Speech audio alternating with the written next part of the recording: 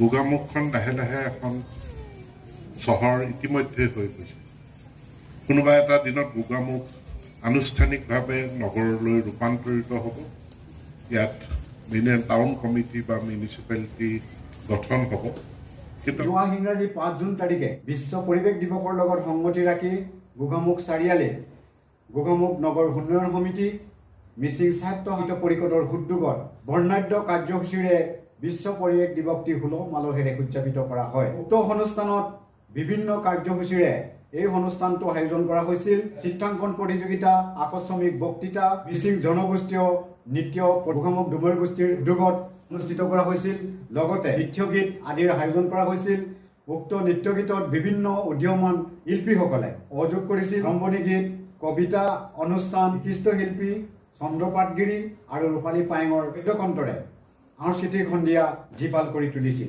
এই অনুষ্ঠানটোত উপস্থিত থাকি সংগ্ৰহণ কৰিছিল মাননীয় শিক্ষামন্ত্ৰী ডক্টৰ ৰণোজ পেগু, মিচিং সাহিত্য পৰিষদৰ মুখ্য কাৰ্যবাহী সদস্য পৰমানন্দ চাইঙীয়া, গোগামুখ চক্ৰ বিষয়া, গোগামুখৰ বিশিষ্ট সমাজসেৱক আৰু গোগামুখ নগৰ সমিতিৰ কৰ্মকৰ্তাসকল, কবি, সাহিত্যিক শিল্পীসকলৰ উপস্থিতিত এই 5 জুন তাৰিখৰ বিশ্ব পৰিৱেশ দিৱসটি সুলভ মালহেৰে উদযাপন কৰাৰ দৃশ্য আপোনালোকক দেখাবৰ কাৰণে আমি চেষ্টা কৰিছোঁ। পকা ঘৰ হৈছে, দালান হৈছে, 4মহলীয়া ঘৰ হৈছে, পকা ৰাস্তা হৈছে, অভাৰ ব্ৰিজ হৈছে, গাড়ী হৈছে, বহুত ধুনীয়া ধুনীয়া গাড়ী, দামী দামী গাড়ী হৈছে, বিভিন্ন মডেলৰ গাড়ী ওলাইছে। তাৰমানে সেইটোকে আমাৰ এতিয়া বহুত উন্নতি হৈছে বুলি ভাবোঁ।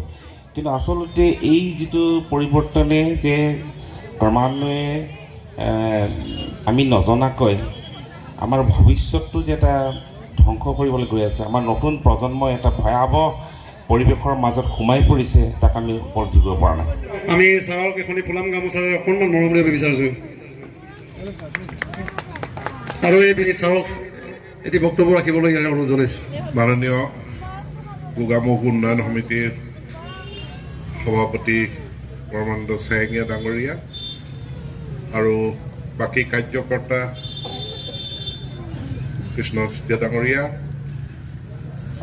শৰৎ শইকীয়া ডাঙৰীয়া, আমাৰ মোহন গগৈ ডাঙৰীয়া, ৰাকেশ দেউৰী ডাঙৰীয়া, আপোনালোক সকলোকে বিশ্ব পৰিৱেশ দিৱসৰ শুভেচ্ছা জ্ঞাপন কৰিছোঁ। আৰু গোগামুখ উন্নয়ন সমিতিয়ে এই বিশ্ব পৰিৱেশ দিৱস পালন কৰাৰ কাৰণে ৰাতিপুৱাৰ পৰা দিনজোৰা কাৰ্যসূচীৰে ৰাতিপুৱা বৃক্ষৰোপণো কৰিছে। তাৰ কাৰণে মই অশেষ ধন্যবাদ জনাইছোঁ। মই খন্তেক পাছত আজি নিশাৰ ট্ৰেইনত লাচিত এক্সপ্ৰেছত গুৱাহাটী যাম। তাৰ মাজত মই খন্তেক আপোনালোকক দেখা দিবলৈ আহিছোঁ।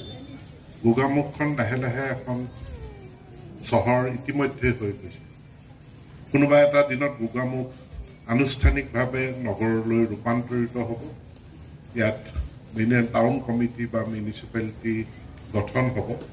কিন্তু আমি খৰখেদা কৰিব বিচৰা নাই।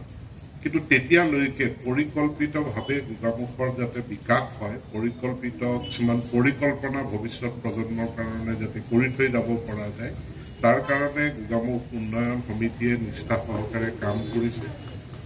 মাষ্টাৰ প্লেন গোগামুখৰ কাৰণে প্ৰস্তুত হৈছে আৰু সেই মাষ্টাৰ প্লেন মতে আমি গোগামুখ নগৰখনৰ সম্প্ৰসাৰণৰ কাৰণে আমি সকলোৱে ঐক্যবদ্ধ প্ৰচেষ্টাৰে কাম চলাম আৰু ক্লিন গোগামুখ, গ্ৰীণ গোগামুখ হ'ব লাগিব। আৰু আজি বিশ্ব পৰিৱেশ দিৱসত এইটো সংকল্প লওক যে গোগামুখক আমি ক্লিন গোগামুখ আৰু গ্ৰীণ গোগামুখ হিচাপে গঢ়ি তুলিম। আৰু এই কথাকেইটা কৈ গোগামুখ উন্নয়ন সমিতিক পুনৰ মোৰ ফালৰ পৰা ধন্যবাদ জ্ঞাপন কৰিছোঁ।